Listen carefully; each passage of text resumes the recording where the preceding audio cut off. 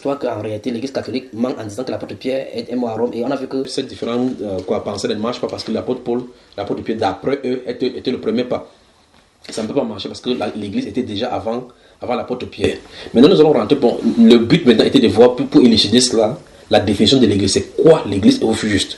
C'est là où nous nous retrouvions dans le livre d'Éphésiens chapitre 5, verset 22 et suivant. On y va maintenant. Éphésiens. Chapitre 5.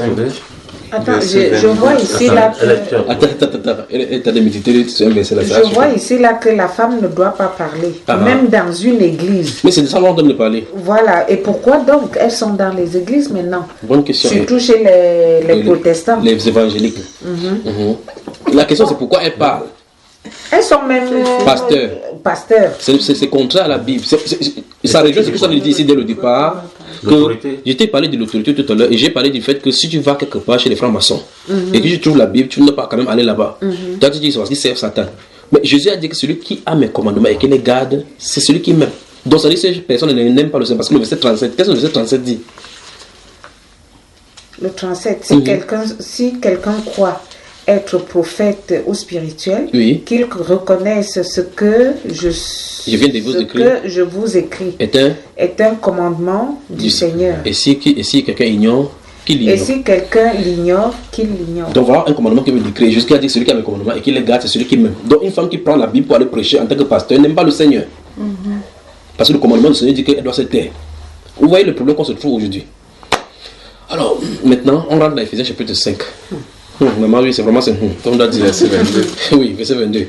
Alors c'est là où nous avons commencé. Il a dit que femme. Allons-y. Elle n'arrive pas à dormir. Non, elle a déjà dormi, elle s'est réveillée seulement. Vous pouvez venir si vous voulez. Ouais. Ça c'est Sarah, ça. C'est qui ça? Je crois qu'il y a un moustique. On est ne bouge pas. Je te dis. Écoutez. Ça me fait que c'est parti. Non, je vais la voir, ne t'inquiète pas. Alors, heureusement qu'on ne veut pas la nous faire fermer ici là. Allons-y. C'est Corinthiens. Non, Éphésiens chapitre 5. Éphésiens chapitre 5. Verset 22. Verset 22. On va finir. Femme, soyez Non, tout à l'heure, nous avons vu, c'est là qui nous a déclenché l'histoire des soumissions là. Ouais, femme, soyez soumise. C'est là, Éphésiens. C'est quel machin? Non, chapitre 5. 5. Oui, Éphésiens 5. 5, oui. C'est verset 22. Elle aussi, elle ne dort pas. Non, c'est bon parce que c'est la parole qui réveille les gens comme ça dans la maison. Noah, ça va? Noah. Allons-y. Mais c'est bien, ça a amené sa grande soeur ici. Ça a amené sa grande soeur. On y va. Femmes, soyez soumises à vos maris. Doucement maintenant, on va aller doucement. Allons-y, femmes, soyez Soumises à vos maris. Oui. Comme au Seigneur. Comme au Seigneur. Donc le style de soumission qu'on exige de la femme, c'est comme au Seigneur. Donc ça veut dire que pour la femme, le mari est pour lui comme Jésus. N'est-ce pas ma soeur? Continuons la lecture, c'est même pas la... Il faut qu'on ne pas toucher le cadre de l'église maintenant. Car le mari est... attendez. Lis encore lui, oui. Car le mari est le chef de la femme. Tout comme le Christ est le chef de l'église. Là, dans ce cas, maintenant, on a deux entités qu'on va devoir expliquer. D'accord? Il va prendre ses fruits pour représenter chaque membre. À ma droite, je vais mettre le groupe de Christ. À ma gauche, je vais mettre le groupe de la femme. D'accord? Je vais mettre ici, voici Christ ici. Voici l'église. Donc celui-ci est plus grand que celui-ci. Donc voici Christ est le chef de ceci. Et puis je vais mettre ici l'homme. Et puis je vais mettre ici la femme. Voici deux groupes. Et ceci est amené en comparaison. Si ça amène en comparaison, on peut regarder les éléments comparatifs. D'accord? Alors on dit que la femme soit soumise à son mari comme l'église est soumise à Christ. Donc par analogie, la femme représente l'église. Et l'homme représente Christ. Voilà l'ordre des choses. Maintenant, je vous pose donc la question. Dans cet ordre-ci, qui est représenté par celui-ci? C'est l'homme. C'est Christ là, n'est-ce pas? Et celui-ci aussi, c'est un être. Celle-ci, c'est un être. Pas vrai? Ça, c'est la femme. Voici l'homme. Voici Christ. Et vous dites que celui-ci, c'est un bâtiment commun. Puisqu'on a envie d'exiger à celle-ci, d'être soumise à son mari comme cet être-ci est soumis à cet autre être. Les bâtiments sont soumis, ont le caractère de soumission. Vous voyez qu'il y a des problèmes. Puisqu'on dit, femmes, soyez soumises à vos maris comme l'Église est soumise à Christ. Tout à l'heure, on va voir la définition en bas. Même en réfléchissant comme ça, vous voyez que l'Église ne peut pas être un bâtiment, un lieu de prière. Parce qu'on n'est pas en train de poser la question, demander à un lieu d'être soumis à Christ, pas vrai? D'accord? Vous comprenez, n'est-ce pas? Donc, si c'est les éléments comparatifs, celui-ci est un être, forcément celui à qui on a le comparé, c'est un être. Si celle-ci est un être, alors celle-là doit être un être. Parce que c'est un être qui a une volonté. Et qui peut être des choix de cette volonté. On a dû donner des ordres à se soumettre. D'accord? Maintenant, continuons. Lui, le sauveur de son corps. Non, c'est mieux qu'on relit maintenant. On relit encore. On recommence tout. Oui, allons-y. Vous qui craignez. Non, verset 22. Femmes. Écoutez bien, écoutez encore avec cette similitude-ci, cette comparaison, oui. Version 22. Oui. Car le mari est le chef de la femme. Oui. Tout comme le Christ est le chef de l'église. Oui. Maintenant, regarde, maintenant, là, sur l'église, maintenant, on va continuer avec la définition. Allons-y. De l'église qui. Lui, attends. De l'église, lui, le sauveur de son corps. Alors, on dit lui, le sauveur de son corps. Lis ici, parce que là, c'est ambigu, là. Allons-y. Qui est le chef? Oui. Or, de même, c'est là. Alors, verset 22, recommençons au verset 22 encore. Je recommence à 22. Oui. Femme. Oui, voici la femme. Que chacune soit soumise à son mari. Oui. Comme au Seigneur. Oui. Car le mari est le chef de la femme. Oui. Comme Christ est le chef de l'église. Écoutez maintenant, écoutez, oui. L'église, ça continue. Qui est son corps. Stop. Donc, on dit Christ est le chef de l'église qui est son corps. Donc, qui est son corps. Donc, l'église est son corps. De Jésus. Ah, ça commence. Donc, on va continuer, on va amplifier sur l'église pour identifier qui elle est. On dit, et dont il est le sauveur. C'est ce qui est écrit. Relis. Et dont il est le sauveur. Stop. Voilà. Donc, on vient d'identifier quelle est cette église. Parce que dans Matthieu chapitre 16, elle avait dit, je bâtirai mon église et les portes du Hadès ne prévaudront pas contre elle. Ici, on vient d'identifier que Christ est le chef de l'église. Et on a défini cette église comme étant son corps. Et vice-versa, on a dit qu'il est venu pour sauver cette église. Donc, il est mort pour cette église. Je me pose la question. Jésus est mort pour quel bâtiment? Aucun. Ça veut dire qu'on a des problèmes là maintenant. Ça veut dire qu'aucun lieu ne peut être appelé bâtiment. La deuxième chose, c'est, on a dit que cette église-là est son corps. Pas étonnant qu'il a dit qu'on ne peut pas détruire, parce que son corps, on ne peut pas détruire. Alors, si l'église-là est son corps, la basilique, c'est un pied de Rome. Si on creuse le mur, là, c'est le corps de Christ qu'on a de creuser. Vous verrez que l'église catholique manque, pas vrai? Parce que Christ n'est pas mort pour l'église de ce bâtiment-là. Il y a de l'or partout. L'or partout. Ça n'a rien à voir avec les oiseaux lugubres partout.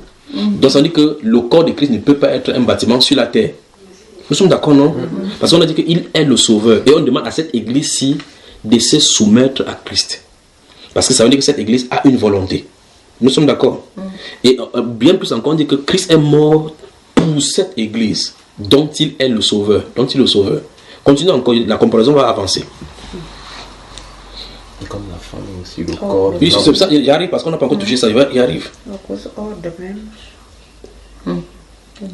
Verset 24.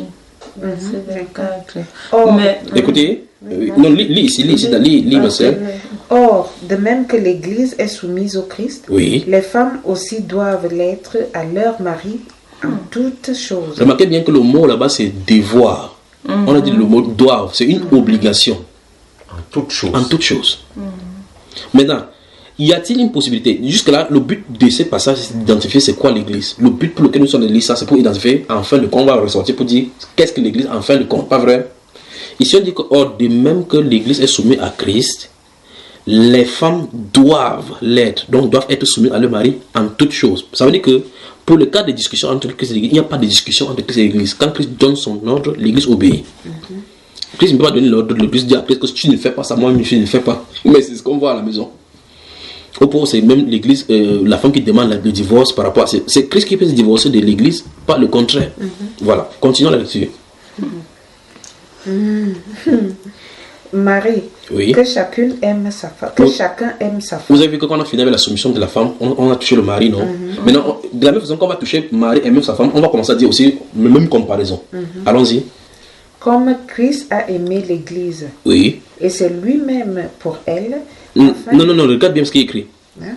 Et s'est livré lui-même pour elle. Stop. Donc maintenant, on essaie d'aller dans notre pensée, pas dans le film de Hollywood.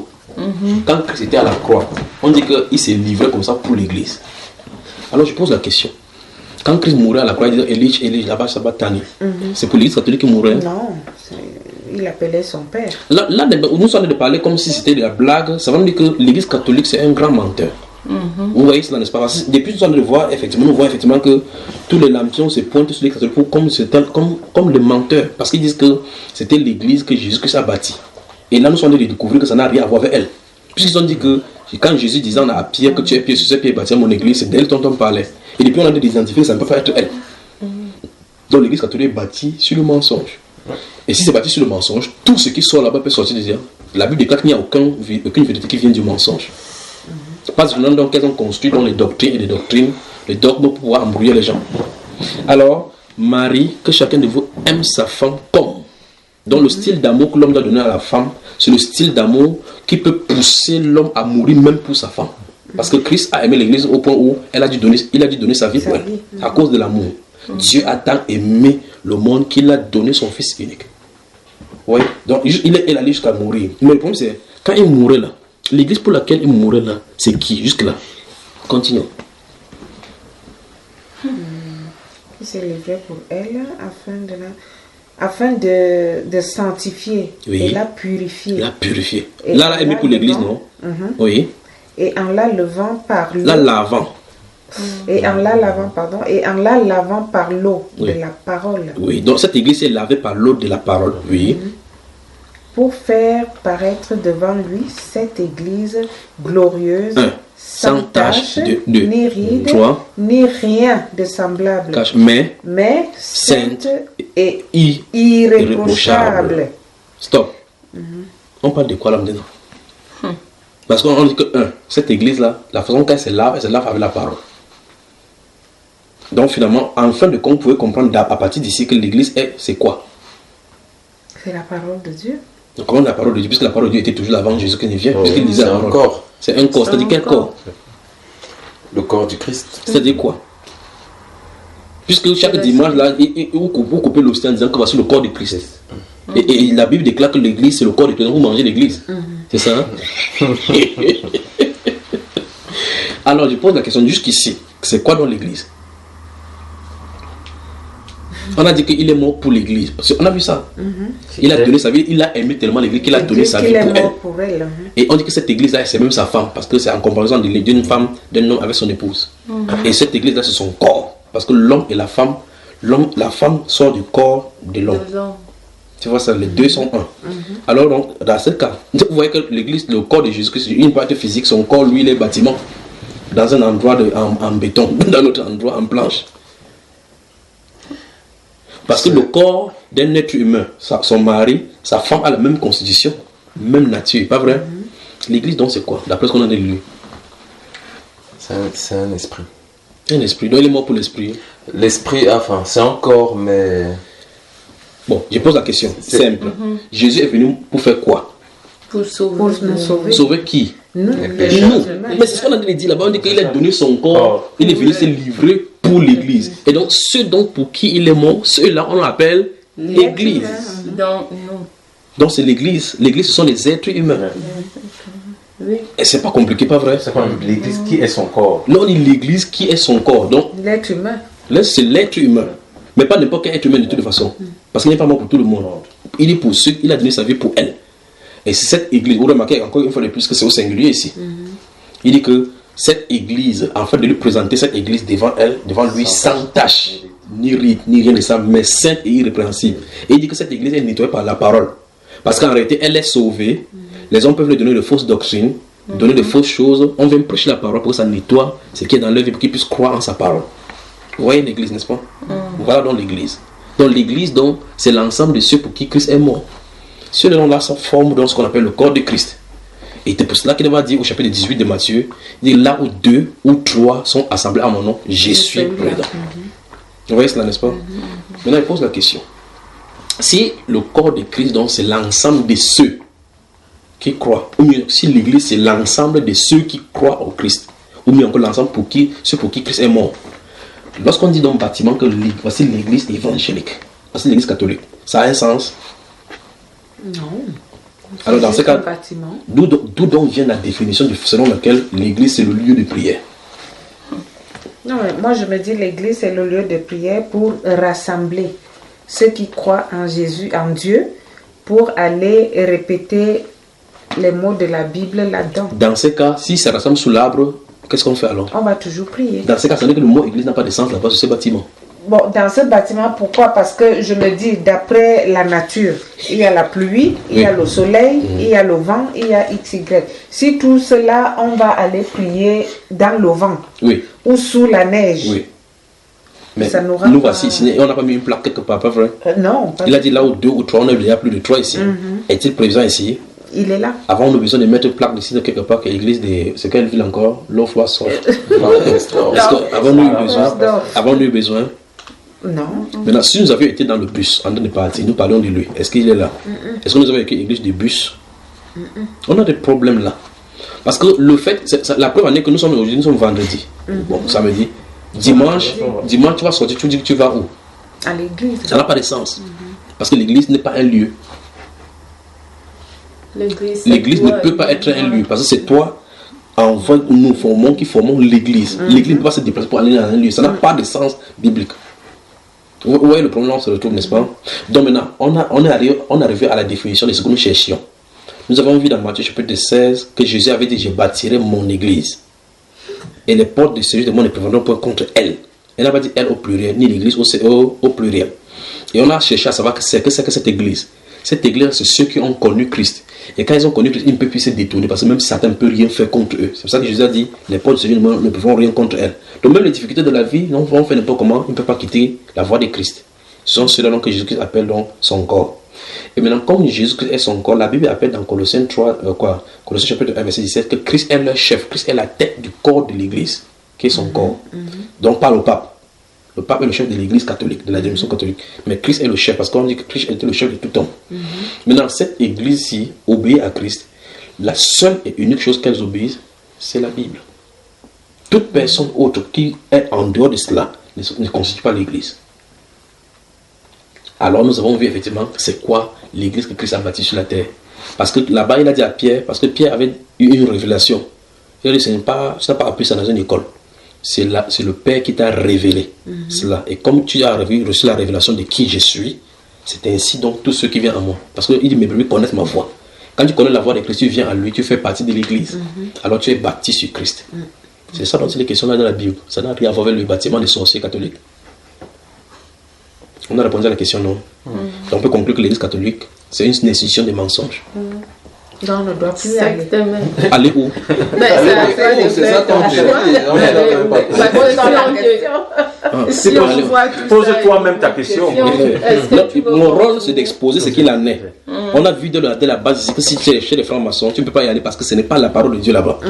Alors, j'ai dit que cette même chose, cette même principe que tu appliques chez les francs-maçons, il faut appliquer partout. Tu dois appliquer partout. Il ne faut pas faire de compromis. Ce n'est pas parce que les protestants, au moins les évangéliques sont... Non.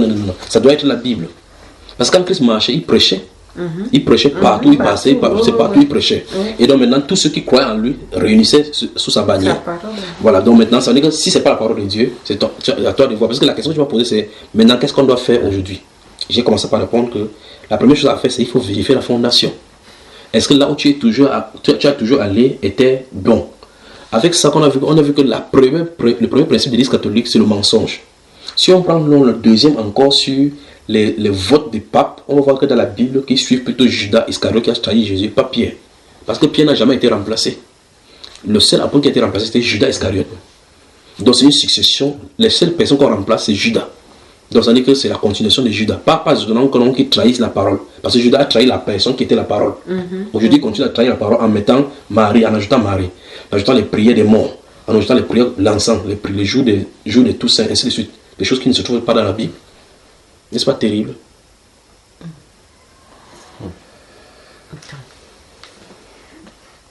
1 Timothée chapitre 2. 1 Timothée chapitre 2. Oh, aide-la. Descends.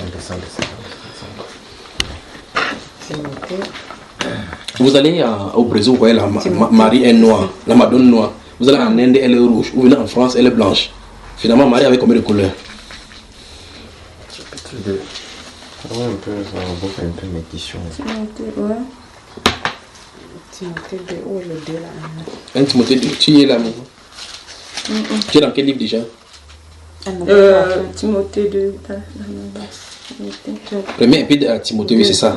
2. Maintenant, c'est toi qui lis le verset 5. Verset 5. 3, 5. Si je trouvé, tu lis. Car il y a un seul Dieu. Oui. Ouais. Car il n'y a qu'un seul Dieu. Oui. Un seul médiateur aussi entre Dieu et les hommes.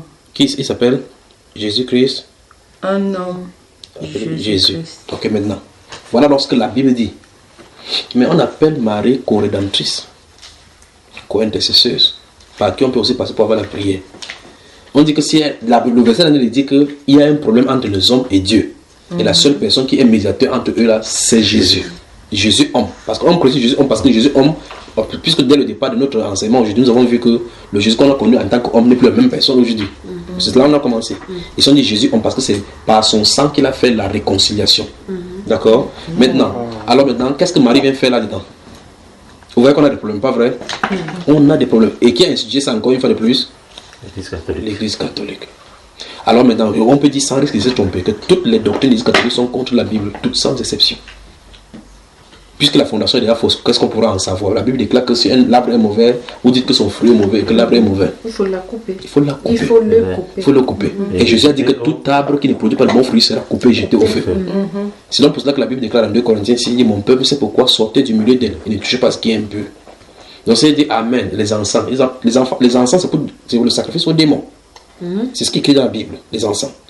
Alors tout ce qu'on sacrifie, c'est pour le démon, parce que Christ a déjà donné son sacrifice. Et son sacrifice est ultime, et c'est terminé, c'est total, c'est définitif. Tout ce qu'on fait là, c'est la sorcellerie. Donc l'Église catholique, c'est le grand siège même c'est plus grave que la franc-maçonnerie, l'Église catholique. C'est pour ça que les résurrections peuvent se sentir à l'aise là-bas, ils s'asseyent là-bas avec leurs roses. Le chef d'État, ça ne vous étonne pas que les chefs d'État et autres là-bas, s'asseyent là-bas. Ils font des réunions, les bouddhistes viennent, Christ ne ferait pas ça. Les rois, les reines.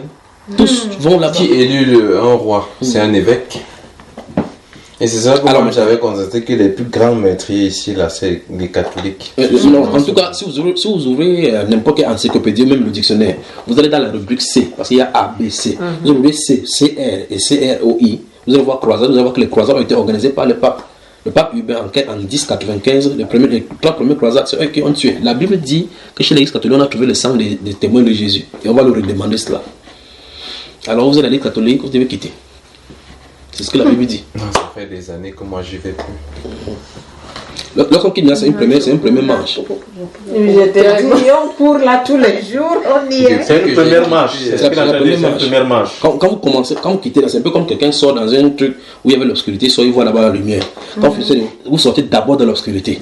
Et maintenant on vous dit maintenant comment il faut faire. D'accord? Quand vous sortez de là, la première chose à faire, c'est se repentir et se faire baptiser conformément à la Bible. Non. Vous qui voulez faire le deuil.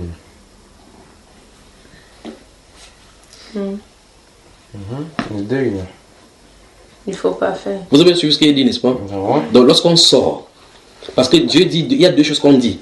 Je crois que c'est mieux de lire. Alors allons-y, disons 2 Corinthiens, parce que je veux qu'on nous lisions pour voir ce qu'il y a. 2 Corinthiens. Tout à l'heure, nous étions 1 Corinthiens quelque chose. 2 Corinthiens. 2 Corinthiens. Chapitre 6. Tu es dans Timothée là maintenant, alors de 2 Corinthiens. J'ai pris tout simplement ceci.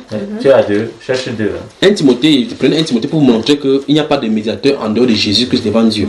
Donc quand vous priez Sainte Marie, Mère de Dieu, priez pour nous pour pécher, c'est la sorcellerie. Oui, ça. Et quand on rêve d'elle la nuit, on fait quoi? C'est la sorcellerie, puisqu'on rêve aussi même du porc. Le porc, ça ne veut pas une prière. C'est à force de le cheval. Le cheval. J'avais rêvé du cheval. Mais tu peux rêver aussi du chien quand même. Je rêve de Marie, je rêve de... Du chien de tous les saints. 2 Corinthiens.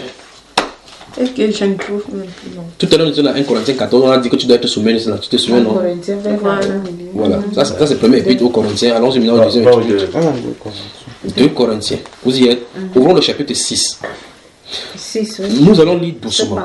Non, nous allons lire doucement du verset 14 jusqu'au verset 18. Allons-y. Qui va lire alors? Verset 14. 2 Corinthiens. Mais c'est naturel, c'est ça? Non, là tu es au chapitre 2. C'est 2? 6. Oui, chapitre 6. 6. À partir du verset 14 jusqu'au 18. Que Dieu vous bénisse, peuple de Suisse. Que Dieu vous bénisse, peuple de Suisse. Amen, amen, amen. Amen.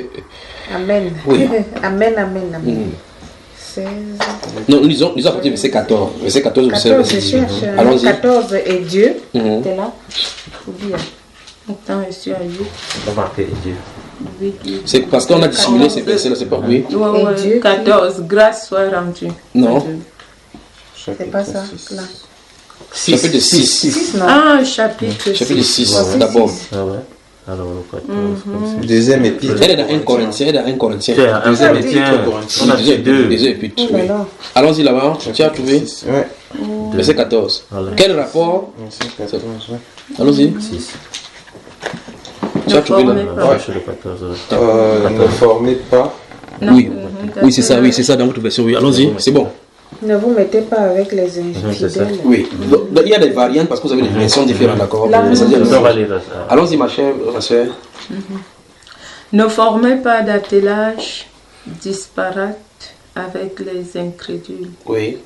Quelle association peut-il avoir entre la justice et l'impiété? Vous pouvez répondre à la question. Parce que tout à l'heure, j'ai dit tout à l'heure que tu vas lire dans ta version. Il dit tout à l'heure que tu ne peux pas aller chez les francs-maçons parce que l'association n'en donne pas.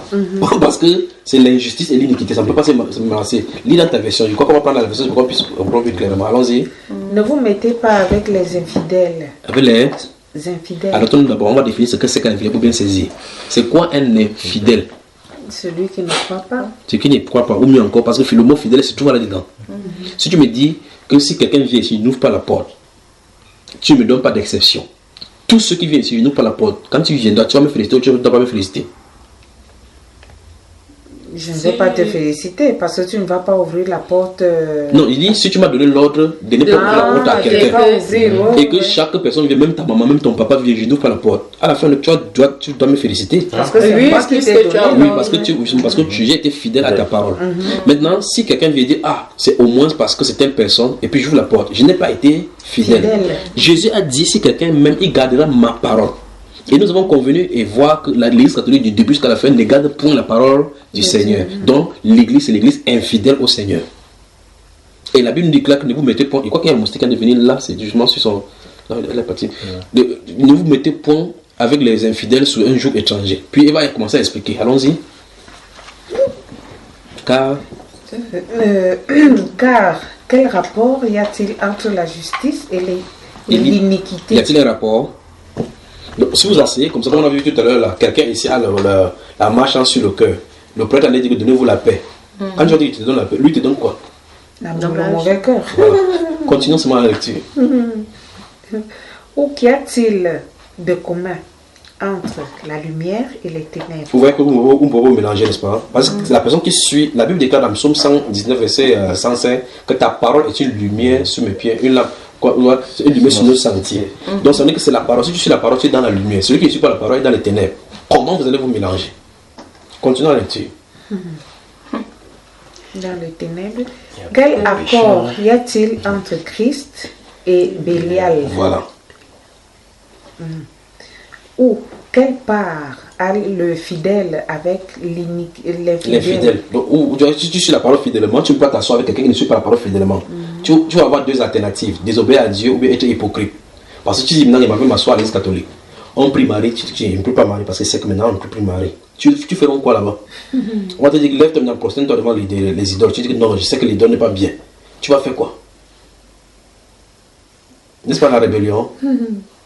Voilà. Donc, soit tu es dans un milieu, tu suis la loi du milieu, ou bien tu ne suis pas du tout. Si tu suis la loi du milieu, tu désobéis à Dieu, tu obéis au milieu. Si tu restes dans ce milieu-là, tu deviens hypocrite dans ce milieu-là, tu fais le jeu avec le système. Continuons.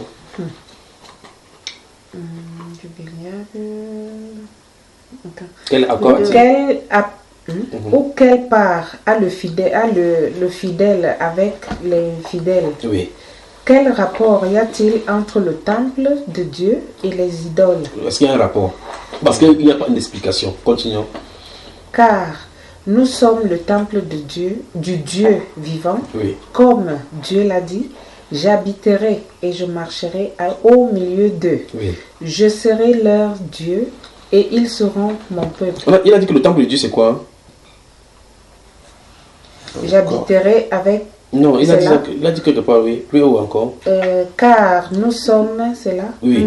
Car nous sommes le temple du Dieu vivant. Tu as vu, en lisant rapidement, tu perds quelque chose. Maintenant, si tu fuis le mot église tout à l'heure, parce que tu me demandais que Jésus lui partait où tout à l'heure, quand il était petit, on a dit dans le temple. Maintenant, on dit dans le Nouveau Testament que le temple des dieux, c'est nous. Parce que maintenant, Dieu, puisqu'on avait vu dès le départ, c'est que Dieu est esprit. Et il veut que l'on leur donne un esprit. Parce qu'il désire habiter dans le corps. Quand le Saint-Esprit habite en toi, tu deviens le temple des dieux. Donc, tu ne quittes pas pour aller chercher Dieu quelque part, mais Dieu est en toi. Tu vois qu'on a des problèmes, n'est-ce pas? Dans le temple, tu veux dire que dans l'église catholique, ce n'est pas une église. Ok, on va appeler ça temple. C'est faux toujours. Parce que le temple, c'est toi. Continuons. Et ils seront mon peuple. C'est pourquoi. C'est pourquoi, oui. Sortez du milieu d'eux. 1.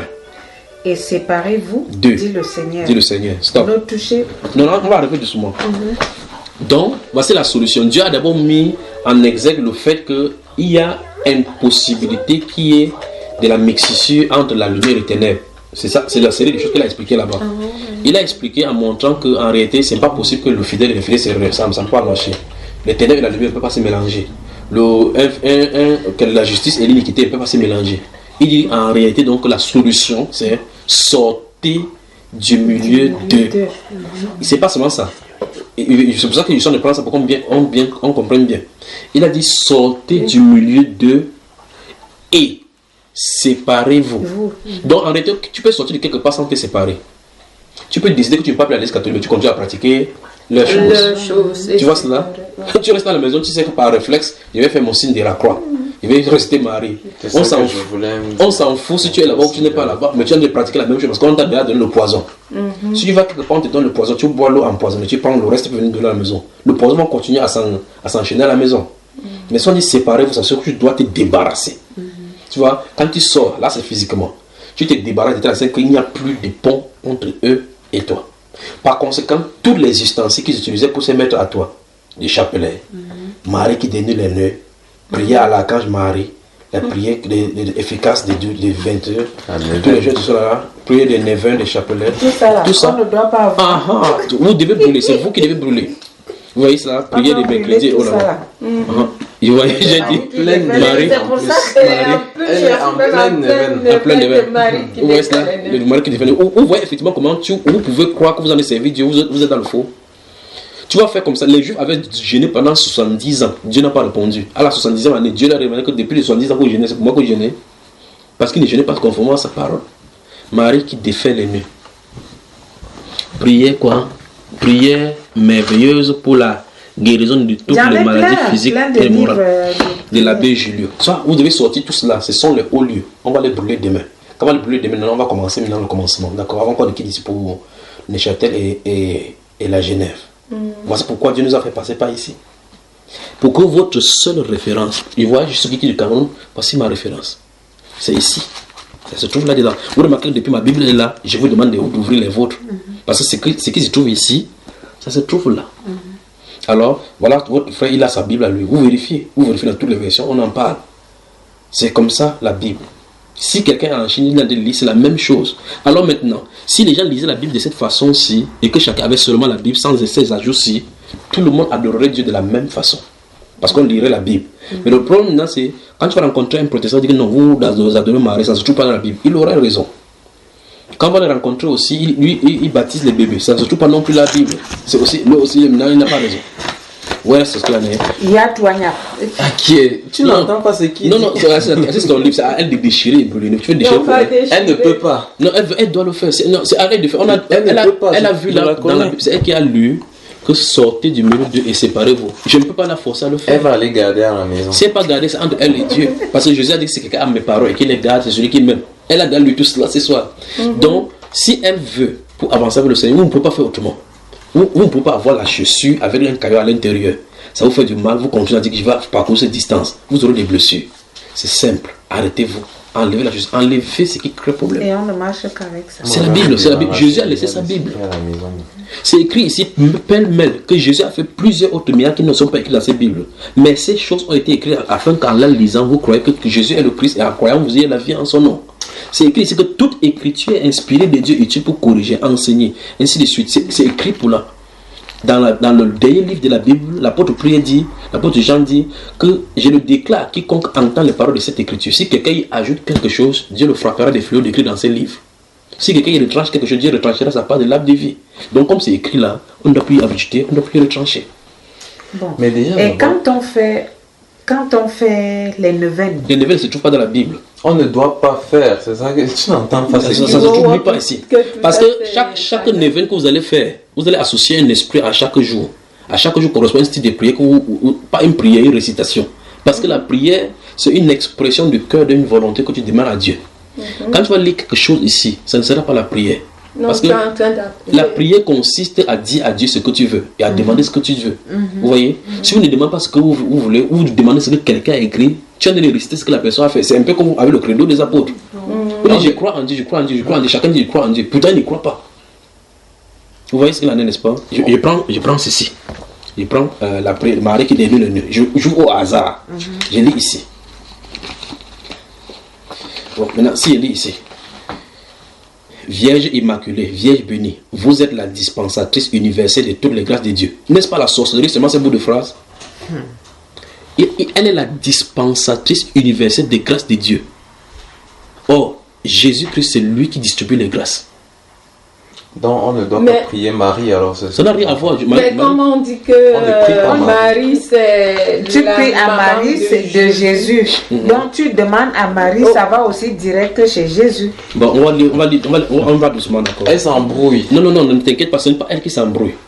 C'est la connaissance qui a été injectée en elle qui fait ces choses-ci. Donc, la façon de corriger ça, c'est dans la Bible que ça se trouve. Alors, encore dans Jean chapitre 14.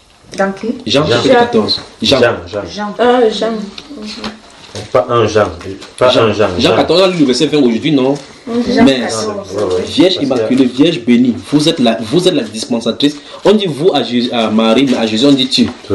Et c'est grave. Vous êtes la dispensatrice universelle de toutes les grâces de Dieu. Vous êtes donc l'espérance de tous les hommes. Marie est l'espérance de tous les hommes. Vous voyez, ça ici, c'est ce que la Bible appelle le blasphème. Donc vous voyez effectivement que vous êtes sérieux, vous privez de manger, vous lisez en blasphémant. Donc, je vous salue Marie, c'est fini. C'est encore très grave. Mais attendez, je vais lire ici et puis vous montrer quelque chose. Dans Jean 14, oui, 14. Maintenant, lis-nous le verset 6, qu'est-ce que c'est dit? Je ne prie plus Marie, les signes de... Écoutez bien, attends. Oui. Jésus lui dit, je suis le chemin, la vérité et la vie. Oui. Nul ne vient au Père que par moi. Mais il faut que toi tu m'expliques ça avec Marie. Qu'est-ce que Jésus lui a dit? Il n'y a pas Marie dedans. Alors maintenant, dans ce cas, qu'est-ce que Marie vient foutre là-dedans avec Jésus? Non, je dis, toi tu connais tout ça là dans ta tête. Dans la tête comment? Parce qu'on parle là-bas, tu expliques. On va là-bas, tu parles. Donc tu connais tout le livre dans ta tête. Ça se trouve en moi. D'accord? C'est pas dans la tête, c'est en lui. C'est ça, ça se trouve en moi. C'est pour ça qu'il m'a envoyé faire cela. Alors je pose la question. Nous avons lu tout à l'heure 1 Timothée 2, 5. Il dit car il n'y a qu'un seul Dieu et aussi un seul médiateur entre Dieu et les hommes, l'homme Jésus. C'est ce qu'on a lu dans la version Torbe là. Et Jésus lui ici dit que nul ne va ou pas que par moi. Mais vous expliquez dans l'Église catholique qu'il faut passer par Marie pour que Marie passe par le Père. Elle sort d'où dans cette trilogie? Non, Marie passe par Jésus et Jésus va... Où est ce verset là? Ça se trouve où? C'est sur le chemin, la vérité et la vie. Hébreu, ouvrons le livre d'Hébreu. Où êtes là, Hébreu. C'est terrible. Hébreu, ouais. Hébreu, c'est au milieu ouvert. Après Timothée, tu es déjà là. Attends. Ça, c'est Éphésiens. Hébreu, comment? On arrive, attends, il trouve le bon Hébreu.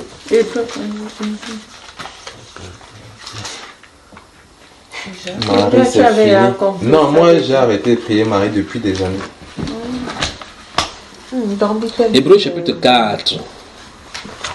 Hébreu chapitre 4. Verset 14 à 16. Lise qui écrit. Donc maintenant vous avez entendu ces choses. Si vous avez un seul truc de l'Église catholique, sachez que vous êtes lié à Rome. Vous êtes lié à la source des mensonges. Vous avez un seul truc, que ce soit les bagues, que ce soit les chaînes, que ce soit les chapelets, vous êtes lié à eux. On a plein. Voici ça, voici ça. Tout ça là. J'avais ça moi quand je suis revenu du Cameroun en 2016, j'ai acheté. Mais à la fin de 2016, j'ai enlevé. Et depuis là, il y a un jour, il y a un temps pour quelque chose. Pour qu'elle enlève, c'est comme moi. Pour qu'elle enlève, mais je vais enlever parce que là, tu vois la vérité. Parce que vous avez connu ça depuis. Bon, voilà. Bon, on y va. On est à Hébreu. Hébreu chapitre 4, j'ai dit verset 14 au verset 16. Qu'est-ce que ça dit? Verset 4, chapitre 14. Ayant donc un grand. Allons-y, lisons-le. C'est où? Ayant donc verset 14 à 16 du chapitre 4.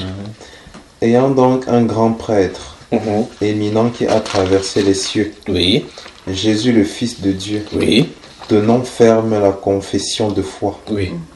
Nous n'avons pas en effet un grand prêtre incapable de compatir à nos faiblesses. Oui. Il a été éprouvé en tout point à notre ressemblance. Oui. Mais sans péché. Oui. Avançons-nous donc avec pleine assurance vers le trône de la grâce. Vous avez entendu? Vous êtes là où il faut avancer, non? Oui, continuons. Afin d'obtenir miséricorde et de trouver grâce pour être aidé en temps voulu. Vous avez vu? Donc c'est Jésus qui dénie les nœuds, pas Marie. Voilà le grand souverain sacré qui a traversé le ciel. C'est de lui dont il est question. Qu'est-ce qui m'a fait prendre des livres aussi? Et c'était dans ton sac et j'ai appelé son nom. Je marche toujours avec ça partout où je passe. Vous dormez même avec ça? Ça dort même au chevet de mon lit. C'est là posé. Je dors avec le placard là-bas depuis des années. Je n'ouvre pas. C'est terrible. Non, les trucs que Mimi nous faisait là, c'était... Les trucs que Mimi nous faisait là, c'était... Faut pas casser les os au carrefour.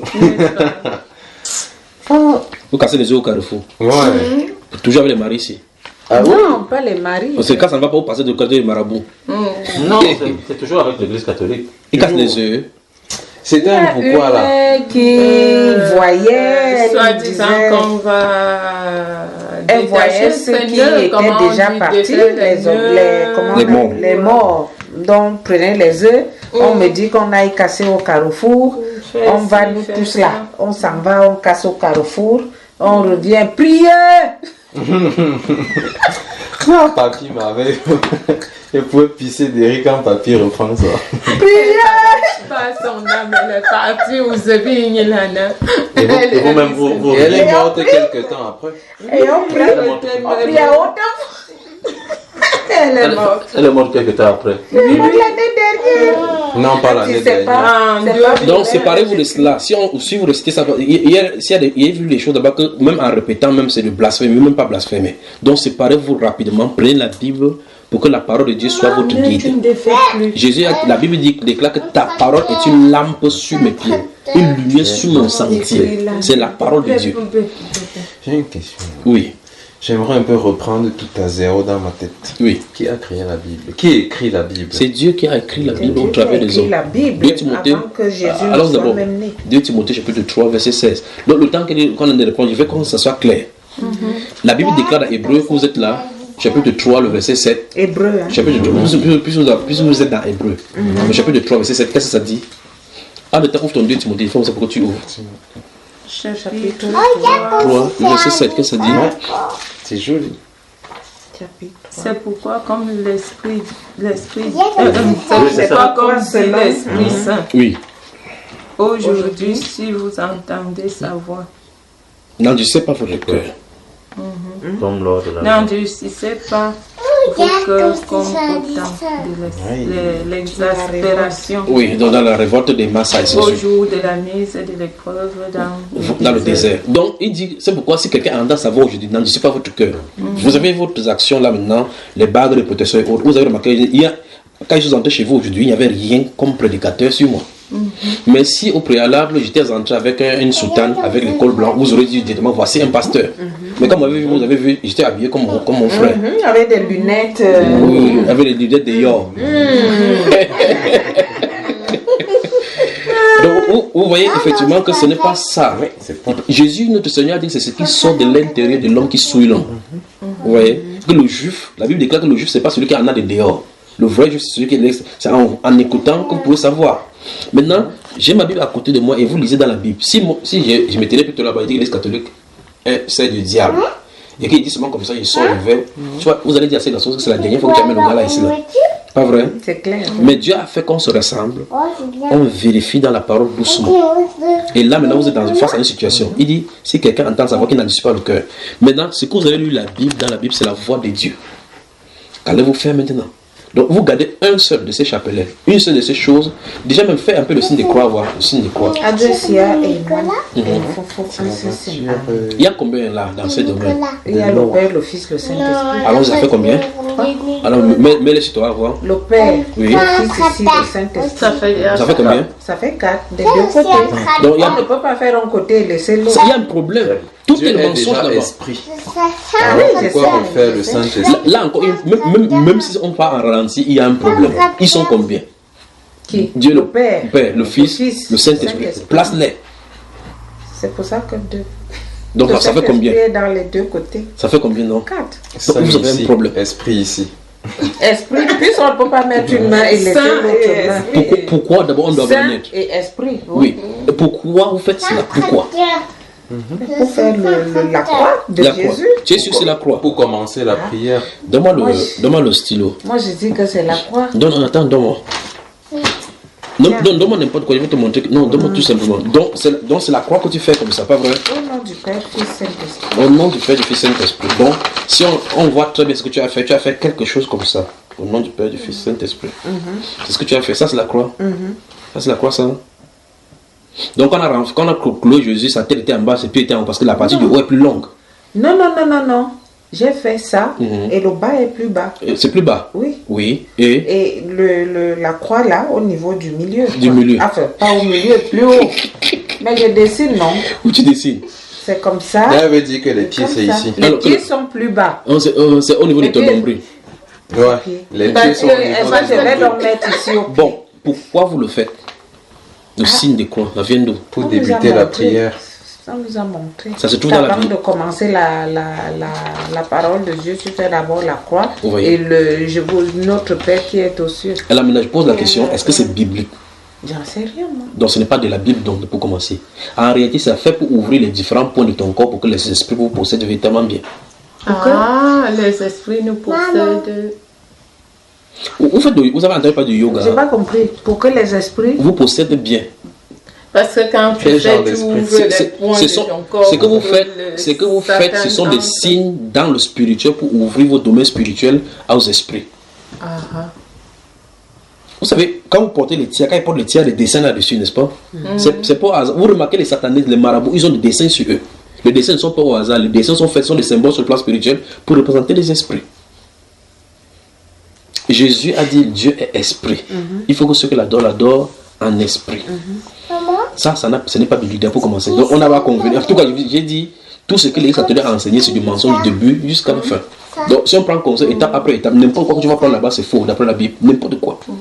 Parce qu'ils ont des dogmes en dehors de la Bible, des extraits de la Bible, ils ont ce qu'ils appellent maintenant le magistère. Donc, c'est le prêtre qui nous fait souvent la fin de la messe, il fait ça. Mais il vous scelle dans cet esprit-là, justement. C'est non pour ça que les gens peuvent être têtus, vraiment. Les gens peuvent venir chercher les petits amis là-bas, faire des bouquets qu'ils font là-bas.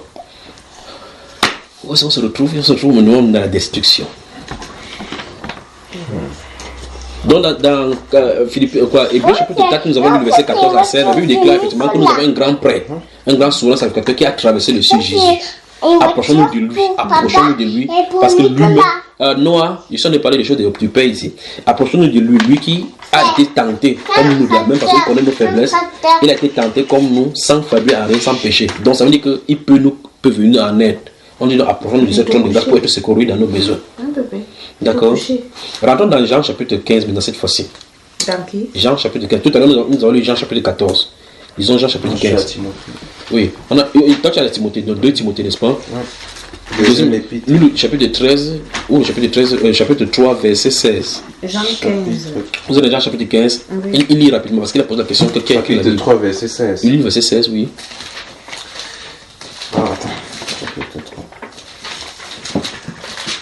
chapitre 3.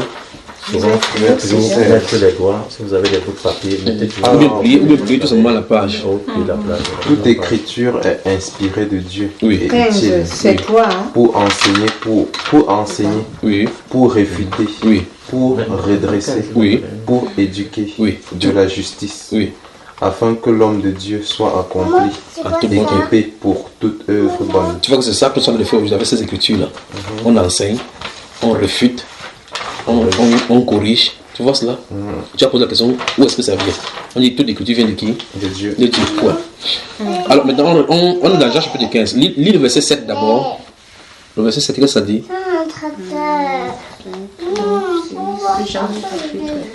Chapitre 15. Si vous demeurez au prière. Si vous demeurez en moi et que mes paroles demeurent en vous, oui. Demandez ce que vous voulez, oui. Ce que vous voudrez. Oui. Et cela vous sera accordé. Ouais, pourquoi on demande, on n'est pas accordé, n'est-ce pas? Parce qu'on mélange lui et les choses, à force dans Matthieu chapitre 6, il a dit qu'il y a des gens qui font des 20 discours, ils répètent, ils croient qu'en répétant comme ça, ils seront exaucés. Et c'est ce que l'on fait. Vous répétez 150, je vous salue Marie. Mais c'est quand même terrible, même vous là, vous êtes résistant. Attends, type nombre. Enfin, les gens écrivent ça dans WhatsApp partout, réciter 150 Marie, mais un chapelet c'est combien? 100 Joseph. Un chapelet c'est combien? Le chapelet? Quand on fait le chapelet c'est combien? C'est 10. 50. 10 combien? Soit 5, ça fait 50. Ça fait 50, vous répétez 3 fois, non? Ça fait combien? Ben, ça fait énorme. 150. Je vous salue. Tu le salues. Moi, je ne peux pas vous la saluez chaque fois, pourquoi? Ah, c'est la main du Christ. C'est la main de Christ. Pourquoi ne savez pas la main de Jean-Baptiste? Non, Jésus fut plus élevé que Jean-Baptiste. Et Dieu a donné un commandement, donc comme sa main fut plus élevée. La prochaine fois, quand Jésus va venir sur le cheval, vous allez faire comment le cheval? Ben... On va l'eau le cheval. Mais c'est quand même terrible. Dans la Bible, quand Jésus prêchait un jour, il y a une femme de la foule qui a voulu élever sa main comme ça. On va aller voir ce que Jésus a reproché à cette femme-là, d'accord? On va voir ce que Jésus a dit. Il était de prêcher. Une femme a commencé à dire qu'il va créer le groupe de Marie. On va voir ça tout à l'heure. Non, ça je ne connais pas. Non, on va voir, c'est dans la parole. Alors voici la Bible dans Jean chapitre 15 où Jésus dit: si vous demeurez en moi et que mes paroles demeurent en vous, à cette condition-ci, demandez ce que vous voudrez. Et cela vous sera accordé. N'est pas ce qui est écrit. Réalisez encore, vous vérifiez. Allons-y encore. Verset 7 encore. Si quelqu'un ne demeure, si quelqu'un ne demeure en moi, il est jeté. Non, livre le verset 7. Ah, verset 7. Et Noah, s'il te plaît, je suis aussi ça. Oui. Si vous demeurez en moi et que mes paroles demeurent en vous, oui. vous demanderez ce que vous voudrez. Oui. Et cela vous arrivera. Alors, mais je pose la question. Entre ce que Jésus a dit là et tout ce que chose vous passez le temps à réciter, lequel est compliqué? C'est qu'on récite. Vous récitez, vous faites telle chose. Un temps, vous faites, ça ne va pas, vous baillez même souvent. Après, vous oubliez même le faire. Pas vrai? Maintenant, en réalité, Jésus, qu'est-ce qu'il a dit de dire? Il a dit de dire tout simplement que réglez votre compte avec moi pour qu'il n'y ait pas de retard entre moi et vous. Dans Ésaïe chapitre 59, il avait dit ça. Il a dit non, les oreilles de l'Éternel ne sont pas dues pour entendre, ni sa main courte pour sauver. Ce sont vos crimes qui créent une séparation entre vous et lui et l'empêchent de venir vers vous. C'est ce qui est écrit dans Ésaïe 59. C'est la même chose que Jésus réité ici. Parce que tout à l'heure, là, nous avons lu dans le chapitre 14, il a dit que celui qui a mes commandements et qui les garde, c'est de celui qui m'aime. Et celui qui m'aime sera aimé de mon Père et nous viendrons chez lui. Donc nous pourrons entrer en communion avec lui. Donc ça veut dire que ce qui, le véhicule par lequel Christ vient vers nous, c'est la parole. Et si nous nous écartons de la parole, nous nous écartons automatiquement de lui parce que Christ et la parole sont un. Vous voyez, n'est-ce pas?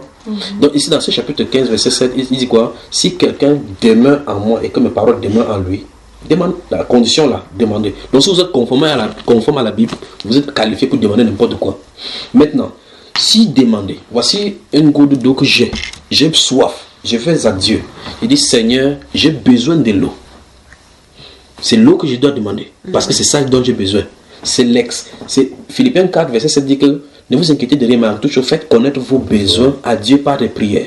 Parce que la prière, c'est le moyen par lequel nous exprimons les désirs de nos cœurs à Dieu. Alors, ça veut dire que je dois avoir un désir. Qu'est-ce que je veux? La question doit être répondue. Quand j'ai rempli la condition de savoir ce que je veux, je vais vers Dieu.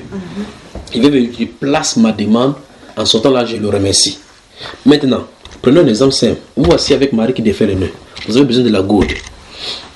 Au lieu d'aller demander la gourde à Dieu, vous dites, je vous salue Marie, pleine de grâce. Je ne sais pas comment vous dites cela, que la prière soit avec vous, c'est quoi, de faire au péché. Après, ça va, tu fais, notre Père qui est au ciel, que ton nom soit sanctifié. Béni au Dieu de nom, Amen. Après, tu dis, je vous salue Marie. Tu finis, tu déposes. Qu'est-ce que tu avais besoin? Tu n'as pas demandé. Tu n'as pas demandé en réalité. Donc, il y a de quoi dont vous allez vous embrouiller. Parce que le but, c'est avoir la gourde. Mais après, tu allais réciter. Mais demain, tu auras besoin aussi, peut-être d'une voiture. Tu prends encore la même chose. Tu fais le même rituel. Je vous salue Marie, pleine de grâce. Les anges sont avec toi, c'est quoi? Je ne sais pas comment vous dites là. Après, vous finissez, notre Père qui est, c'est que ton nom soit sanctifié. Après, tu récites, tu dors. Est-ce que tu as demandé le problème de la voiture? Demain encore, tu as un problème de santé. Tu ouvres encore la même chose. Vous voyez qu'il y a un problème déjà, n'est-ce pas? La clé qui ouvre la porte principale ne peut pas ouvrir la clé de la cuisine. C'est vrai que si je vais demander le ballon, c'est le ballon que je demande. Je vais demander la voiture, je demande la voiture. Si ton enfant, s'il vient demain, elle court dans la chambre, tu es couché dans le lit, elle veut peut-être son jouet, elle veut le ballon. Elle vient devant toi et dit, maman, je te salue Marie, bonjour, bien de grâce. Après, le Seigneur est avec toi, tu es plein de grâce. Quand elle finit ça, il a le ballon. Non. Si demain, lui, il a besoin de bonbons cette fois-ci, il vient dire, maman, je te salue. Tu vas lui donner ce qu'il veut. Non. Alors, il n'a pas demandé. Il n'a pas demandé. C'est qu'en réalité, ces petites choses-là, c'est exactement ce que vous faites quand vous allez vous demander le Seigneur. Mais est-ce que tu peux donc prier, par exemple, tu dis notre Père. Dès que tu finis notre Père, tu demandes ce que tu veux. Notre Père, ce n'est pas une prière. Ce n'est pas une prière qu'on doit prier. Ce n'est pas une prière. Parce que la prière, c'est s'exprimer son cœur devant Dieu. Notre Père, c'est un enseignement qui contient la prière. Donc tu exprimes ce que tu veux et tu évoques quand même le nom du Seigneur. Que mon Dieu... Tu ne peux pas exprimer ce que tu veux sans évoquer son nom. D'accord. Et le fait, l'attitude, si tu comprends bien l'attitude de la Bible face à la prière, tu fais automatiquement le Notre Père. Le Notre Père n'est pas fait pour réciter. Je prends un exemple simple. Quand tu vas devant Dieu, par exemple, je vais prier par exemple pour demander que le Seigneur t'accorde de comprendre la sainteté. Ça c'est mon sujet de prière. Je veux prier pour que... Toi tu t'appelles comment? Jos. Alors je dis, je vais aller devant Dieu pour prier pour toi. Donc voici pourquoi je vais dans la prière. Je me mets à genoux. Quand je me suis mis à genoux, ça montre ma soumission à Dieu déjà. Vous voyez? Parce que cette position montre clairement que je crains déjà Dieu et que je me soumets à lui. Ça c'est la première chose. Or, notre Père qui est aux cieux. Donc, souviens-toi que lui il est en haut, tu es en bas. Que ton nom soit sanctifié. Que ton nom soit sanctifié, ça veut dire quoi? Si je prononce son nom, il faut que je ne vive pas dans l'iniquité. Parce que la Bible déclare que quiconque prononce son nom, qui sache que son nom n'est pas... Tu ne dois pas prononcer son nom et tu as de vivre dans le péché. Tu ne peux pas prononcer son nom, tu as de vivre dans l'adultère. C'est la sorcellerie. Tu cherches le problème contre toi-même. Tu vois cela? Ok, maintenant. Que ton règne vienne et que ta volonté soit faite sur la terre comme au ciel. Donc ça veut dire que son règne, ça veut dire que c'est lui qui gouverne sur nous. Et que sa volonté soit faite sur la terre comme il est dans le ciel. Ça veut dire que comme il a accompli dans le ciel, tout ce qu'il veut sur la terre, c'est lui qui le fait. Donc voilà les choses, les intentions qu'avant de venir, il doit savoir. D'accord? Maintenant, donne-nous aujourd'hui notre pain de ces jours. Bon, si tu manges l'ondolé, tu parles du pain. Quand tu dis restituer chaque fois le pain, tu manges l'ondolé, ça a un sens? Non. Tu as dit le pain, après tu as les pommes devant toi. Il donne aujourd'hui le pain de ces jours. Donc tu ne vois pas que ça n'a pas le problème. Et dès que tu finis, tu prends la pomme. Tu prends la pomme, alors que tu as demandé le pain. Donc tu vois, effectivement, il a des dire... C'est aussi la nourriture. Non, ce n'est pas de la nourriture, ce n'est pas de ça dont il parle dans la prière. Le pain dont la Bible parle, c'est la parole. C'est la parole. Oui, parce que le pain, c'est la parole. Ça veut dire qu'il faut une parole par laquelle tu dois vivre chaque jour. Parce qu'il a dit que l'homme ne vit pas de pain, mais de toute parole qui sort de la bouche de Dieu. Chaque jour suffit sa peine. Chaque jour a une parole. Quand il dit que votre cœur ne trouble point, croyez en Dieu. Il y a des situations que vous allez vivre mardi, ce n'est pas la même situation que vous allez vivre mercredi. Il y a des promesses dans la Bible correspondant lors des méditations que Dieu va vous donner pour pouvoir tenir mardi, pour pouvoir tenir vendredi, pour pouvoir tenir lundi. Ce n'est pas la même parole. Vous voyez cela? Voilà, donc maintenant je vais vers lui. Quand il vient, effectivement, dans ma posture, quand je vais prononcer la parole Seigneur, ça veut dire que déjà je vérifie que ma vie est en règle. Donc je sais donc qu'il sanctifie son nom. Je viens au-devant de toi au nom du Seigneur Jésus-Christ parce que c'est Jésus-Christ qui a fait que sa volonté s'accomplisse sur la terre. Donc tu vois que je n'ai pas besoin de dire notre Père qui est au ciel, que ton nom soit sanctifié, que ton nom soit... Ça n'a pas de sens. Bon, c'est dit notre Père qui est au ciel, que ton nom soit sanctifié et fini. Car à toi, à partir au nom de Dieu, Amen. J'ai prié pour toi. Non. Ah mon Dieu, c'est quelle sorcellerie ça. Parce que moi, je vais pas mentir, moi, je sais pas prier. Non, en tout cas, tu sais prier, mais tu ne veux pas prier comme il le doit parce qu'en réalité, on t'a enseigné plutôt la récitation et non la prière. Parce que la prière consiste simplement à aller demander à Dieu ce que tu veux. C'est simple. Par exemple, dis-moi ce que tu veux, par exemple. Faire une formation. Prends ça. Lève-toi. On va faire un exemple. Oui. Allons-y, on va lui demander le portable pour que tu veux passer un coup de fil. Un coup de fil et Jean. Allons-y vers lui, voir. S'il te plaît, tu peux me prêter ton téléphone pour passer un coup de fil. Voilà. Tu as vu que parce que tu as besoin de coup de fil, tu veux passer un coup de fil, tu as demandé quoi? Le téléphone. Remets le téléphone. Bon, jusque-là, tu as besoin du téléphone, tu veux passer un coup de fil. Va devant le récit de notre Père. Seigneur Jésus. Père qui est aux cieux. Seigneur Jésus.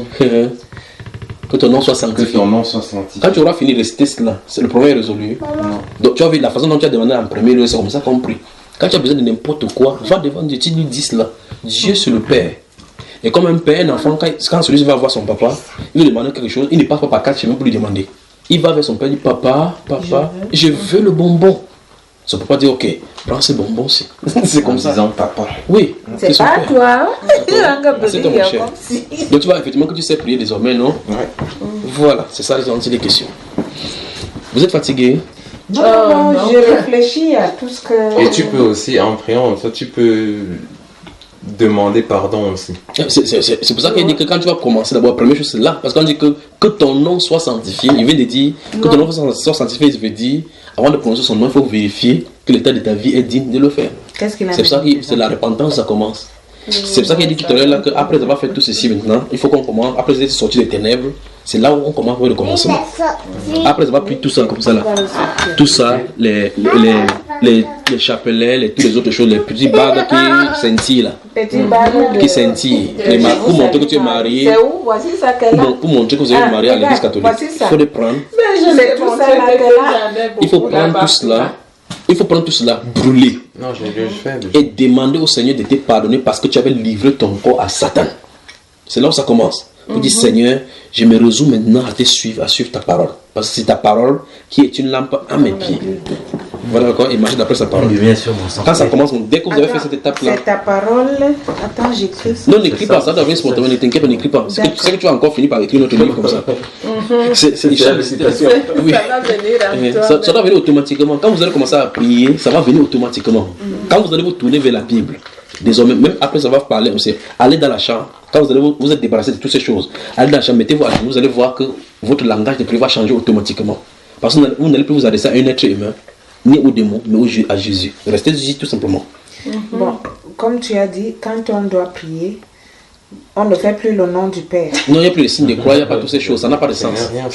Ça sera difficile. Donc, mais tout à l'heure, quand il parlait l'exemple avec lui pour l'enfant, c'est toi qui as concordé avec en disant que tout simplement à son père. Mais va aussi exactement comme tu lui disais là, tu peux pas demander à ton père. Mais commencez par la repentance ce soir. Seigneur Jésus, oui. Je viens vers toi. Oui. Je suis pécheresse. Oui. Et je viens vers toi pour me donner la guérison. Tu as posé le problème du péché, maintenant tu es allé sur la guérison, ça ne va demander pardon pour le péché. Oui, c'est un exemple que je prends. Oui. Je suis pécheresse. Non, ne forme pas ta prière, ne commence pas à prier. Il ne faut pas être pressé. Quand tu vas aller là-bas, Christ n'est pas un mort vivant, il est vivant. Il te comprend mieux que toi. N'essaie pas de former trop de langage. Je vais te dire quelque chose, quand j'étais converti, je ne savais même pas comment chanter. Je me suis tenu là au salon, je dis Seigneur, je ne sais pas chanter tous les chants qu'on fait là. Il m'a dit ne t'inquiète pas, ce n'est pas le chant qui est le problème. Je veux l'état de ton cœur. L'état de ton cœur. J'ai dit Seigneur, je ne sais pas comment je te chante, je ne connais pas toutes ces choses que les gens font là-dedans parce que je n'ai jamais été dans une église. Vous voyez cela? Il a dit que c'est pourquoi je t'ai appelé sur la terre. Lève-toi maintenant, l'heure est arrivée, va faire. Alors donc, quand je suis là, il dit, tu vois, je dis, telle personne chante bien, je veux chanter comme ça. Qui te dit que le chant qui chante bien là, comme c'est bien à tes oreilles, c'est bien à ses oreilles? Parce que le style de vie que tu mènes qui est agréable à Dieu, c'est pas le chant. Donc c'est ton cœur, donc c'est les questions. Donc l'état de ton cœur vis-à-vis de lui est plus important que la façon que tu t'exprimes. Parce que tu peux fermer ta bouche, mais ton cœur s'exprime. Voilà. Alors par conséquent, ce n'est pas le mot en français, accorder les verbes ou quoi que ça, bien agencer les mots, c'est pas ça qui est le problème. Maintenant, si je suis en train de vous parler en parlant la Bible, en agençant les versets de lui comme ça, si ma vie n'est pas conforme à lui, je suis le pire des menteurs qui puisse exister. Alors qu'est-ce qu'il faut faire? Il faut donc s'asseoir devant le Seigneur, prendre du temps avec lui, parce que ces choses, on ne se presse pas. Il s'agit d'une vie. Par exemple, là-bas, il y a le caractère d'insoumission. Il y a le caractère, le soir du mariage, vous avez grondé le mari plusieurs fois. Non seulement tu dois parler à Dieu, tu dois retourner vers ton mari pour ton cas, pour demander pardon. Vous voyez cela? Tu es prostré devant ta femme, ton mari, comme ça, pour dire chérie, je te demande pardon pour ce que j'ai fait parce que j'étais désobéi. Voilà là où la guérison du foyer va commencer. Avec Rudy. Tu mets déjà des trucs. Toi, tu mets les doutes, mais oui, absolument. Tu peux laisser tu peux faire comme ça, c'est la solution. Plus comme tu veux. Après, le problème, c'est que tu es qui c'est mon esprit. Après, je donne. Non, ne le regarde pas, ça c'est son problème. Ça c'est son problème. Je ne peux pas remplir. La Bible déclare dans Jérémie 33:3, invoque-moi et je te répondrai. Je te montrerai de grandes choses, des choses cachées que tu ne connais pas. Il n'a pas dit invoque-moi et ton mari. Résous ton problème parce que le ciel là c'est individuel. Chaque personne sera appelée devant le trône individuellement. Sur la terre, on a une réunion avec les rencontres qu'on va faire. Mais chacun va se passer individuellement. C'est pour ça qu'il fait l'effort de dire seulement ce qui est écrit à l'intérieur, sachant que si je suis devant le trône un jour, je vais dire Seigneur, j'ai dit il est écrit. Je n'ai pas ajouté, je n'ai pas retranché. Si j'ai dit que ce qui n'est pas écrit, je m'en sortis devant lui. Donc mieux je dis ce qui est écrit là-bas. Pour que s'il dit n'importe quoi devant, je dis que c'est parce que c'était écrit. Si la Bible m'a trompé, c'est forcément lui qui m'a trompé. Donc j'ai fait l'effort d'être là-bas. Donc ne commence pas à voir que s'il a tellement fait comme ça, c'est pas ça. Et quand Jésus a dit, quand Jésus est venu pour pardonner les hommes à la croix. Quand Jésus est mort à la croix pour pardonner les gens au péché, est-ce qu'il a demandé à quelqu'un que vous avez fait telle chose? Il est allé seulement à la croix, il est mort pour le péché. Par conséquent, nous devons nous pardonner les uns les autres. Moi, je sais pardonner. Et je pardonne même tout le temps. Mais le pardon, il y a le pardon et la repentance, ça à genoux. Ceci va amener beaucoup de choses. Si, je le fais. Je me mets à genoux. Donc, chez le mari, il y a une résolution là-bas. Maintenant, tu vas te mettre à genoux pour demander pardon à Dieu parce que son adoration qui était digne pour lui, tu l'as donné au démon, pas même à sa mère. Parce que cette femme-là n'est pas sa maman. On va causer demain. Oui, on va causer demain par rapport à cela. Alors, lorsque vous avez sorti toutes ces choses, les mettre de côté, la première chose à faire, c'est d'aller se repentir, d'avoir donné l'adoration qui était pour Dieu aux idoles. C'est le processus naturel, la repentance. Repentance, ça veut dire détourner ton cœur de la mauvaise voie pour se retourner vers Dieu.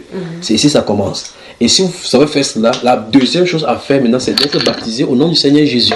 Alors, à partir de cet instant-là, vous êtes des chrétiens, les disciples du Seigneur Jésus. Le baptême qu'on a reçu, ça n'a rien à voir. Donc, d'abord, pour commencer, souvenez-vous que ce qu'on a vu à l'Église catholique, ça n'a rien à voir avec la Bible. Parce que dans la Bible, on ne baptise pas les enfants. Encore que ce n'est même pas le baptême, parce qu'on nous a versé sur la tête. Baptême veut dire plonger. Donc, ça veut dire que vous n'avez jamais été baptisé pour commencer, donc oubliez. Alors, donc, ça veut dire qu'à partir de cet instant-là, donc, vous allez commencer à être des disciples du Seigneur Jésus-Christ. Donc, vous êtes donc sur le chemin pour suivre les disciplines du Seigneur Jésus. Que Dieu vous bénisse. Amen. Merci de m'avoir écouté. Merci à vous. Merci à toi de nous avoir ouvert l'esprit. Vraiment, parce que là, on était perdus. Vous êtes retrouvés maintenant, vous êtes revenus vers le Seigneur Jésus. Ça me fait déjà mal à la tête. Ne t'inquiète pas. Moi, je suis en forme. Tu es en forme, pas vrai? Moi, je me sens à l'aise. Je suis à l'aise, mais le problème, c'est que quand j'écoute tout ça... Ne t'inquiète pas, il croit qu'il va falloir qu'on harcèle encore juste parce que c'est mon tête, ça fait pouf, que ce qui est là quitte. J'ai plus besoin de poser ces questions. Donc les questions là sont déjà répondues, pas vrai? Que le Seigneur soit glorifié. Il est quelle heure maintenant? Je voulais dire avec l'église catholique. Est-ce que l'église fait bon ménage avec politique? Non, ça n'a rien à voir. Oublie l'église catholique là-bas. Non, l'église en général. Est-ce que ça fait bon ménage avec la politique? L'église en tant qu'entité, on a déjà compris ce que c'est que l'église. L'église, c'est toi, moi, oui, donc je commence encore pour que vous dormiez bien. Première chose, Seigneur, je me repens d'avoir pris mon cœur pour donner aux idoles. Parce qu'on a lu tout à l'heure, 1 Jean chapitre 5, verset 20, que petits enfants, gardez-vous des idoles. Manifestement, vous avez plutôt été dans l'idolâtrie tout en appelant son nom. Il n'y a pas de mixicité entre la parole de Dieu et les idoles. Donc, première chose, repentance. Repentance d'avoir donné l'adoration de Dieu aux idoles. Pour la prière. Pour la prière, c'est la procédure normale. Première chose, demander pardon à Dieu pour avoir adoré les idoles. C'est aussi simple comme ça. Il ne faut pas faire ceci tout en gardant les idoles là. Il faut que vous les sortiez pour les brûler, les détacher de vous. Parce qu'on a vu tout à l'heure que sortez du milieu d'eux et séparez-vous, dit le Seigneur. On a lu cela. D'avoir gardé les idoles. D'avoir adoré. Et garder même, parce que si vous avez des statues, des machins à la maison, les croix, les chapelets, tout ça, il faut vous en débarrasser. Les de marée, vous avez partout là dans les chambres. Attends, même les chapelets. Oui, ça n'a rien à voir avec la Bible. Il dit tout ce que vous avez de l'Église catholique, sachez que c'est la sorcellerie que vous en avez pratiqué. Tout. Toi, tu dis tout. Toi, tu dis bague, chapelet, tout, chapelet, bracelet. Souvenez-vous que ça fait tout. Même les statuettes que vous allez acheter à Lourdes, machin. Tout ça. Tout ça. L'eau qui vient de la bande, n'importe quoi. Même l'eau bénie. Béni par qui? On te dit tout. Ah, le prêtre. Le prêtre qui est issu du mensonge. Oui, il faut vous en débarrasser. Il faut vous en débarrasser. Si la parole vous fera du bien, parce que Jésus a dit, si quelqu'un demeure en moi et ma parole demeure en lui, demandez ce que vous voulez. Alors faites comme ça, mettez Jésus à l'épreuve, mettez-le à l'épreuve, mettez sa parole à l'épreuve. Vous voyez? Faites désormais, prenez la Bible. Quand vous allez commencer à lire la Bible, vous allez voir clairement d'où vous sortez. Et vous allez seulement rendre grâce à Dieu chaque jour d'avoir permis que vous compreniez ces choses-ci. Déjà, donne le téléphone si c'est possible. Non, il va vous donner tout. Il y a même les enseignements, même sur votre face là. Un peu déchiré. Pourquoi tu veux déchirer? C'est Je sais qu'il me dérange. On avance. Oui, donc c'est la première chose d'abord. À Dieu d'avoir gardé les idoles. Et adorer les idoles. Garder et adorer les idoles. La deuxième chose, c'est séparer. Garder et adorer les idoles. Il faut les détruire totalement. C'est-à-dire que brûler, déchirer, ainsi de suite. Jeter. Non, pas jeter, parce que quelqu'un va prendre le lit. Il faut brûler. Les idoles, on les détruit, on les brûle. Définitivement. Parce que les esprits sont attachés à cela. Les bijoux, ça n'arrive pas, on ne les brûle pas. Il faut détruire. Vous avez les fous ici pour chauffer, non? Vous mettez là au chaud. Alors, maintenant, la deuxième chose, non? Demandez pardon à Dieu pour ses péchés.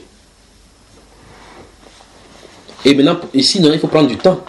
Parce que quand vous allez vous mettre à genoux, ça va défiler.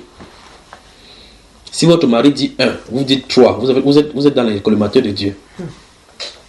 Bon, demandez pardon à Dieu pour tous les péchés. Tous ses péchés. Pour nos péchés. Entre parenthèses, prendre du temps. Pour tous nos péchés. Oui. N'essaie pas de dire que le Seigneur demande pardon pour tous mes péchés. C'est pas comme ça marche. Vous connaissez, quand tu commences à dire pardon pour le péché, ça va défiler automatiquement devant de toi. Tu connais les péchés que tu as connais. Parce que le péché, ça ne peut pas se commettre où tu ne connais pas. Parce que ton être te dit que ceci est bien quand tu le fais. Ceci est mauvais quand tu le fais. Oui. Les éléments de mal et du bien. Il y a même... je ne sais pas souvent comment expliquer ça. Parce que quand je suis là, j'ai envie de... Et ailleurs, on me dit... Un cœur dit ceci, voilà, l'autre me dit là. Oui. Et la première idée d'abord, c'est ça qui m'arrive tout de suite. Voilà. Et je leur dis souvent à la maison que s'il fallait même être voyante, je le serais. Oui. Parce que un cœur me dit fais comme ça, et quand je ne le fais pas, c'est ça qui arrive tout de suite. Maintenant, quand tu mets la main sur ton cœur comme ça, tu as combien de cœur dedans alors? Mais j'ai un cœur. Mais lequel parle comme ça, lequel parle comme ça? C'est la voix, ou c'est la voix, ou c'est quoi, j'en sais. Donc ça veut dire que l'être humain normalement a le discernement en lui de savoir ce qui est bien, ce qui est là. Mais le problème c'est qu'on est plus enclin à faire ce qui est mal. Même dans l'ignorance, même c'est inconsciemment. Troisième point maintenant, c'est faire baptiser au nom du Seigneur Jésus. Vous avez les coups d'eau ici? C'est elle qui connaît. Il y a les coups d'eau ici. Vous n'avez pas me dit que dans les montagnes, les Suisses ici. Si. Vraiment baptisé. Où il y a Marie là-bas. Mais est-ce que je ne sais pas s'il va accepter d'aller là-bas parce qu'il y a... Bon, il y a un courant. C'est Marie qui a créé le coup d'eau là. Non, ça vient il y a eu c'est son problème. C'est son problème. Il dit c'est son problème. S'il y a un coup d'eau, on peut baptiser, il n'y a pas de problème. Il y a des gens baptisés ici. Se faire baptiser. Oui, et désormais, lire au nom du Seigneur Jésus. Et prendre la Bible pour seul appui désormais comme guide de vie. Au nom du Seigneur Jésus et prendre la Bible. Comme seul appui pour sa vie, et spirituelle et physique. Que Dieu vraiment bénisse votre maison et bénisse votre vie. Amen. Prendre la Bible comme seul comme seul appui pour sa vie. Dès que vous avez fini de causer, moi je vais vous poser une question qui me dérange. Vous avez fini. Qui vous dit maintenant que ce que je suis en train de dire, moi, je suis en train de vous dire ce soir, c'est la vérité? Qu'est-ce qui vous fait croire maintenant que ce que moi qui dis là maintenant qui est vrai? Ma conscience. Mais parce que ta conscience, nous... Ma conscience à moi. D'après tout ce que j'ai lu aussi. Tu as vu que c'est vrai. Oui. Alors, et aussi, je pensais à ça déjà dans le passé. Oui. Et tu viens encore confirmer ce que je pensais. Ces choses-là. Mais peut-être ce n'était pas arrangé dans tes pensées. Ouais. Ok, mais de cette façon de jugement-là, c'est comme ça que désormais vous allez appréhender quiconque vient vers vous pour annoncer la parole de Dieu. N'acceptez pas quand on vous dit quelque chose de façon survolée. Si quelqu'un vous dit n'importe quoi, demandez, montre-moi où c'est écrit dans la Bible. Parce que la Bible, ce n'est pas la personne qui a écrit la Bible. Il faut que ça soit dit de la façon dont c'est écrit dans la Bible. Et en fait, si c'est vrai, vous devez savoir. D'accord? Bon, comme on dit souvent que cette Bible-ci, ce sont les Blancs qui l'ont écrite.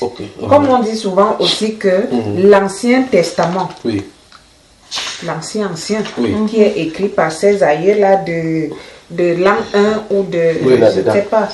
Laissez-moi poser la question, allons-y. Il n'y a pas tout ce qui est dans l'Ancien Testament, dans l'Ancien, c'est pas ce qui se trouve absolument...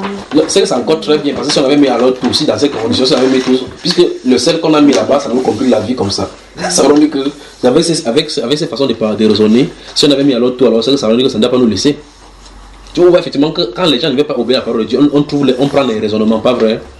Maintenant, on dit, cette Bible-là, ce sont les Blancs qui ont écrit. Depuis le verset qu'on a lu aujourd'hui, tu as vu le blanc sur ça? On sait que c'est l'homme blanc qui a écrit ça. Ok, mais si c'est l'homme blanc qui a écrit, n'est-ce pas? Si c'est un homme blanc qui a écrit, est-ce qu'il a écrit?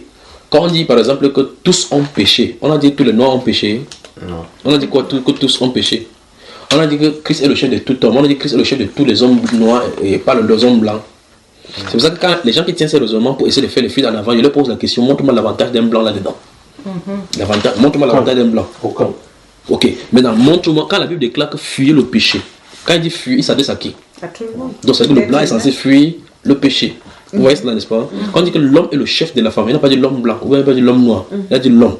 Maintenant, quand j'ouvre la Bible, je lis, je décide de vivre ça comme la Bible est en train de dire. Quel est l'avantage du blanc là-dedans? Mais voici au Cameroun en train de vivre. Ça fait quoi un blanc ici?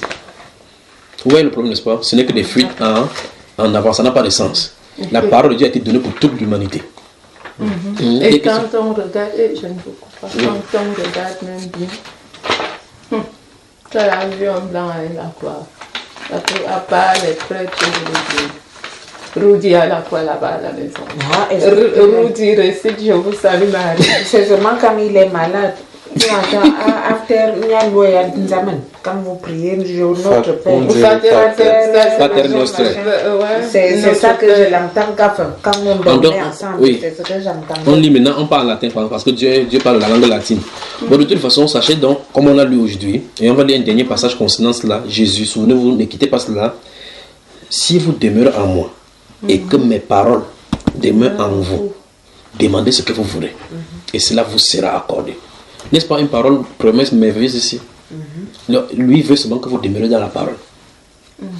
Quand vous demeurez dans la parole. Parce qu'en réalité, le but c'est ceci. Plus tu demeures dans la parole, plus tu commences à comprendre le langage de Dieu. Ce qu'il faut demander, ce qu'il ne faut pas demander, comment demander. C'est le but là-bas. C'est un autre avantage. Parce que lui, il est au ciel. Si vous péchez ici, ça ne nous fait absolument rien. Si tu meurs, ça ne change pas quoi que ce soit sur Dieu Jésus.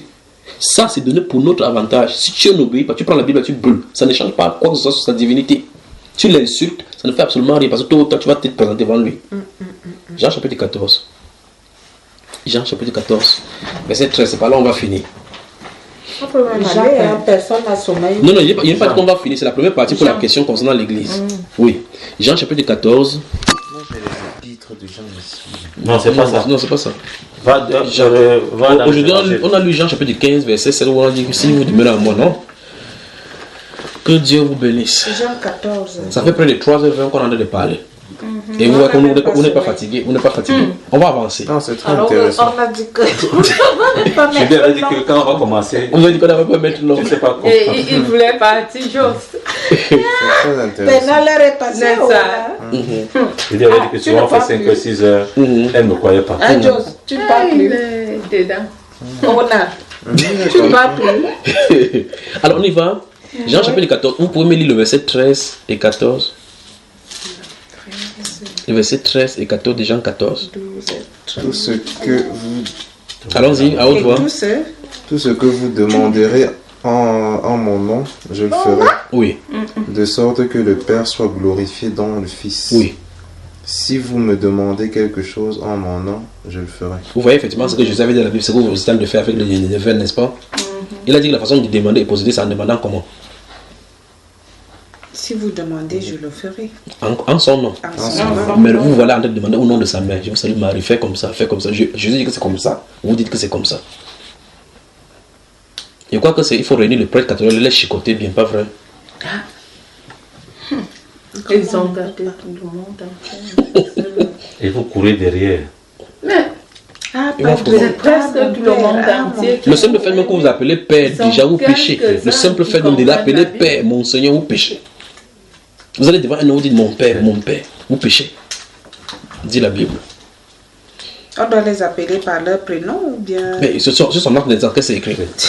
Il n'y a pas Parce que quand tu appelles... Il t'a dit de l'appeler comment? Il t'a dit de l'appeler comment? Il est sur le frère Junior. Frère, j'ai retenu frère. Et le pape, on dit sa sainteté. Donc il dépasse même Dieu. Alors on prend une pause, on mange la pomme qui était interdite dès le départ là. Est-ce que c'est interdite? C'est le fruit défendu. Ah, moi c'est le fruit, hein. Moi, Donc on s'en fout de ce que les prêtres disent, non? On peut manger. C'est ok alors. On mange, non? Manger dans les fruits, on revient, après on manger les fruits. Comme ça, on prend un coup de là, tout à l'heure.